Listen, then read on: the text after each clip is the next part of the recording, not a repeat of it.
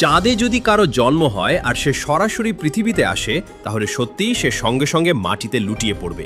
কারণ পৃথিবীর মানুষ সব সময় পৃথিবীর মাধ্যাকর্ষণে নিচের দিকে টানা হয়।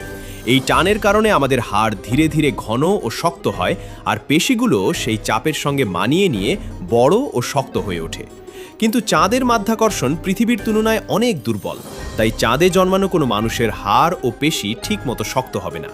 ফলে সে যখন পৃথিবীতে আসবে, তখন পৃথিবীর শক্ত মাধ্যাকর্ষণ তার শরীর সহ্য করতে পারবে না। এই সমস্যার সমাধান হিসেবে বিজ্ঞানীরা একটি বিশাল কাঁচের শঙ্কু আকৃতির কাঠামোর ধারণা দিয়েছেন, যা চাঁদের পৃষ্ঠে স্থাপন করা হবে।